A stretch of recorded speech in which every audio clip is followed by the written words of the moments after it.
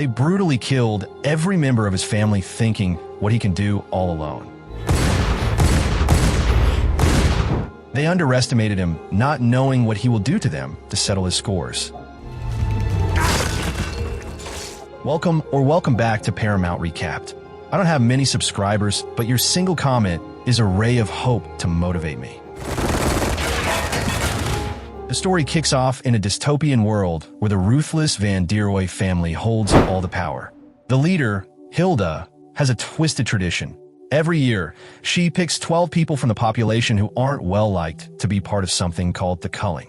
It's basically a live execution for all to watch. Boy, the main character, lives a simple life with his quirky mother, who seems to be part of a resistance group, and his sister, Mina. The three of them hang out together, spending time at the arcade or just watching TV. Mina is especially imaginative, coming up with wild escape plans and mocking a statue of Hilda because, in her eyes, Hilda's the reason their world is so messed up. Sadly, the day comes when Boy and Mina are chosen for the culling. In a heart-wrenching moment, Boy has to watch as Hilda personally murders his family, leaving him to die in the wilderness. But then, a shaman finds him and saves him. Boy survives, but the trauma leaves him both deaf and mute. He begins to rely on the voice of his favorite video game character to communicate his inner thoughts. The shaman trains him, telling him that one day, Boy will need to take revenge on Hilda. Now, Boy doesn't like chores much, but he gets to work on surviving. He trains in martial arts, builds his strength, and learns to handle weapons. He practices things like breathing through a bamboo stick while buried in the mud, and he even eats bugs to stay alive. The shaman is tough on him, making sure Boy doesn't cheat on his training, but it's all to prepare him for one big goal, taking down Hilda. To help him stay focused, the shaman gives him hallucinogens that make Boy see strange visions, often reminding him of his mission.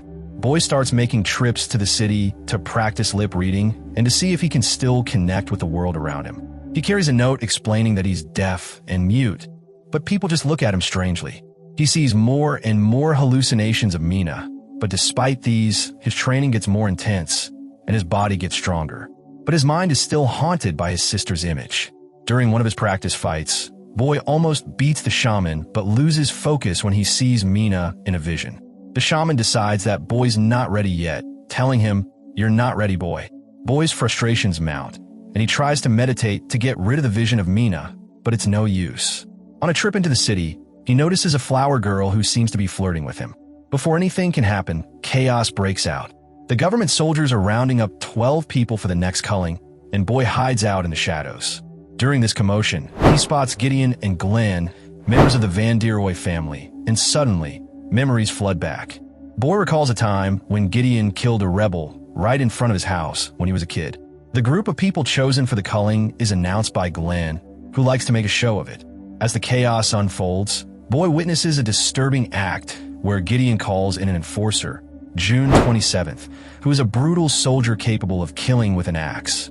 Things escalate quickly as people start fighting back, and Boy is on the verge of doing something when the shaman stops him, reminding him that he isn't ready. With only 6 people left in the culling, June 27th refuses to kidnap children, which upsets Glenn, and the tension keeps rising. Boy disobeys the shaman and follows the group, running along rooftops to catch up. He sneaks into the back of a car that's carrying a dead body and ends up watching a heated conversation. Melanie, another member of the Van Deroy family, scolds her relatives for failing to catch the required 12 people. She orders Gideon to grab 6 more from the streets, and Boy, caught in a moment of hallucination, loses track of everything. Sneaking around a warehouse, Boy is distracted by what he thinks is Mina. He tries to save her from an oncoming cart, but it's a trap. Glenn spots him and sends guards after him. Boy manages to hide Mina in a locker and grabs a gun.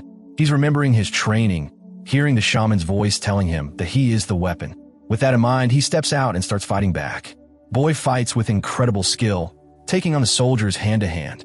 He uses punches, knives, and even their own guns against them. When soldiers start firing, he uses one of their bodies as a shield. A slave named Beso throws Boy a gun, but it's empty. Boy takes a better one from fallen soldier and continues to take down the enemies. Meanwhile, Beso hides, watching the scene unfold. They fight through the soldiers, and Boy's brutal style leaves a trail of destruction. At one point, he traps a soldier's hand in a machine, but the soldier manages to break free, leaving an arm behind. Boy then cuts off his legs to stop him, and the soldier is finished. Beso celebrates their small victory, but their happiness is short-lived as Glenn opens fire. He misses his shots, and Beso shoots back, hitting Glenn. Boy moves in to finish the job, but Beso reminds him they still need information. Glenn reveals that every year before the culling, Hilda hosts a party. It's a way to celebrate, or more like a way to rub her power in everyone's face. Before anything else can happen, Beso drops a heavy object on Glenn's head, killing him. Boy and Beso decide to infiltrate the upcoming party at the mansion. They set off for the secret location of the resistance, but when they get there, they find it abandoned. It turns out the soldiers attacked and wiped out most of the rebels. The only one left is Benny, who holds a gun on Boy at first, but lowers it after Beso vouches for him. Benny's grief over losing his girlfriend shakes him up, and Boy comforts him. The trio then plans their next move: infiltrate the party. Boy is still distracted by memories of his sister Mina, and he carries around a drawing she made when they were kids. As Beso and Benny explain the plan, Boy tries to stay focused, nodding along while being guided by visions of Mina. 27, the head of security, will be at the party, and the plan hinges on him. Armed with weapons and disguises, they sneak into the mansion, knocking out a few guards and even a chef. Boy, disguised as the chef, finds himself wandering the house, totally lost and awkward. He tries to play the part, but ends up getting distracted by the food, especially the fish. Beso, disguised as a guard, keeps reminding Boy to stay focused. Hilda is close, and the time for revenge is finally here. Boy sheds his chef uniform and moves into the kitchen, grabbing a cheese grater. He kills a few people in the most brutal ways imaginable before snatching a butcher's knife and heading into the dining hall. He kills a guard and decapitates someone sitting at the head of the table, thinking it's Hilda. But, surprise, it's the wrong person. Gideon appears and laughs at Boy's mistake, revealing that the people at the table are just actors meant to lure in resistance members. Boy, furious, takes Gideon hostage. But just as he's about to do something, June 27 sneaks up and hits him from behind. The two engage in a brutal fight, with Boy landing a solid blow and removing June 27th's helmet. Boy's distracted by yet another vision of Mina, which gives June 27th the opening she needs to shove him over a railing. Boy falls unconscious. When he wakes up, he's tied to a chair. June 27th is punching him, demanding to know where the shaman is hiding. Boy can only mouth the word explosive before she throws an axe right at his head, narrowly missing him. Gideon takes over, trying to break Boy by offering him a cigarette and talking about how tired he is of the whole culling process. Gideon explains that Hilda has become paranoid and is killing innocent people now, not just rebels. He promises that if Boy reveals where the shaman is, everything will end. But Boy refuses, and in a fit of frustration, Gideon hits him. Melanie walks in at this moment, painting a mark on Boy's lips. She announces that he'll be the main attraction for the culling. And just like that, Boy is taken to the studio, ready to face whatever happens next. The story picks up with Boy, now tied up and stuck in a studio, wearing a shock collar. He's got the hallucination of Mina by his side, and he asks her why she didn't let him kill June 27th earlier. Mina doesn't have the answers, though, just a shrug of uncertainty. The madness is about to start. The show kicks off, and Hilda, the mad ruler, takes center stage. She's paranoid as ever, rambling nonsensically and acting like she's seeing things in the audience. In a wild panic, she pulls out a gun, and that's when Melanie steps in, sending the guards to take Hilda off the stage. Boy, stuck in his restraints, starts remembering some important details. He recalls how Gideon had hidden a scalpel in his pocket earlier, and now, that scalpel is going to come in handy. As the craziness unfolds, Melanie announces the theme for this year's culling: a twisted winter wonderland with serial killer mascots and demonic elves. The whole thing is a bloody mess as the elves start attacking the contestants, and it's pure chaos. Boy, though, is no easy target. He uses his legs to knock one of the attackers down and manages to free himself from his ropes. Just when Boy thinks he's got a handle on things, Melanie activates his shock collar, which incapacitates him. The camera zooms in, and it's a race against time as Boy struggles to escape. But then, out of nowhere, the Goat Man, who's been part of the act, turns on the elves, and it's revealed that he's actually Beso. Yes, the same Beso who had been working undercover all along. Benny, ever the wild card, bursts in with guns blazing and chaos erupts. The crowd panics, and Melanie quickly cuts the transmission as Gideon watches with a smirk. Benny continues to shoot at the enemy as Beso explains how they got in, dressed as soldiers, just to find Boy. But there's a problem. Boy struggles to follow Benny's lip reading, imagining funny little details like flowers and weird animals. Benny gives Boy a special brass knuckle gun that fires bullets when he punches, and with that, they jump into action, easily taking down enemy soldiers. Meanwhile, in the background, Melanie, realizing what's going on, points a gun at Gideon, trying to stop him from leaving. The battle continues, with Boy taking down a pirate mascot with his brass knuckles and a carrot from a snowman. He runs out of bullets, but Benny tosses him a fresh clip, and Boy reloads just in time to punch and shoot the mascot's face. As he does so, he catches a glimpse of Mina, who looks horrified by his violent side.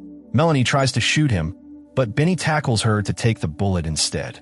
He dies in Boy's arms, and his last words are hard for Boy to understand.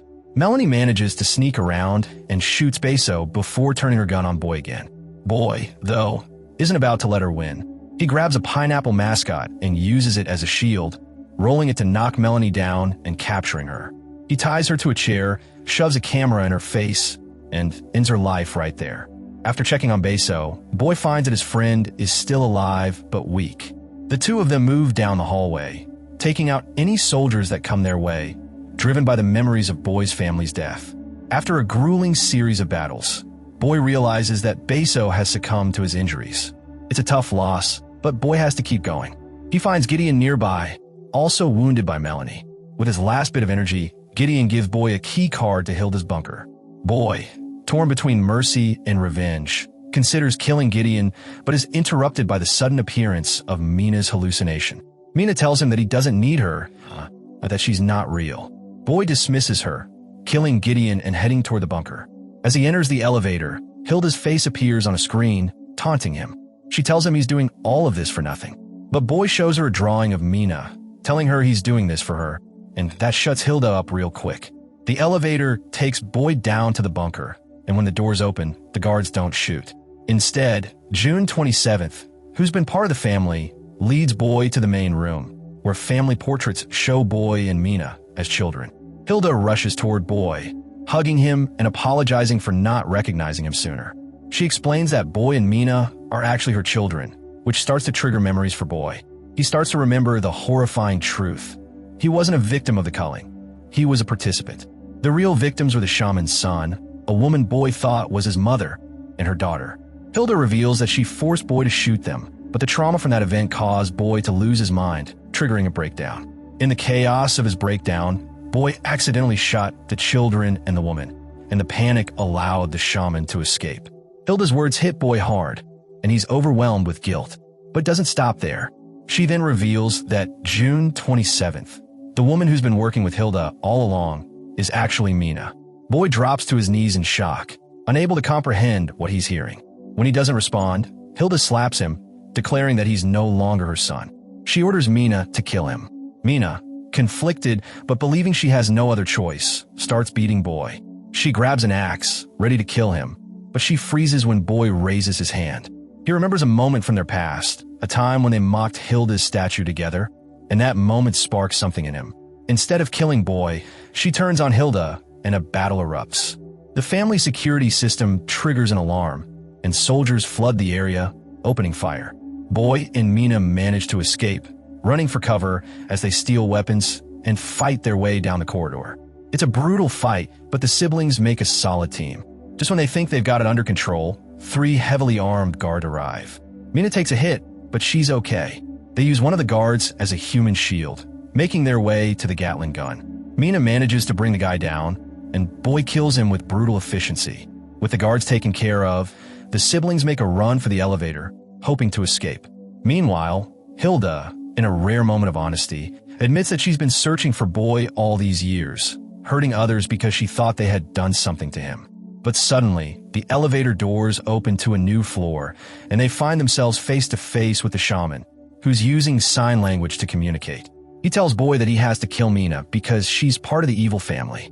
Boy refuses, and Mina jumps in to attack the shaman. The fight is intense, with the shaman overpowering Mina, but Boy steps in to save her. They team up to fight the shaman, but it's clear he's not going down without a fight. The shaman fights dirty, injuring the siblings badly. Mina gets hit hard, her helmet shattered and blood pouring from her head. Boy fights the shaman alone now, using the necklace the shaman had been wearing to cut him. The struggle is painful for both of them, but Boy refuses to back down. In the end, Boy manages to overpower the shaman, using the necklace to deliver the final blow, killing him. Exhausted, injured, emotionally drained, Boy checks on Mina. She's still alive, and despite the chaos, she urges him to escape. But Boy refuses to leave her behind. He picks her up, telling her it's better to be together.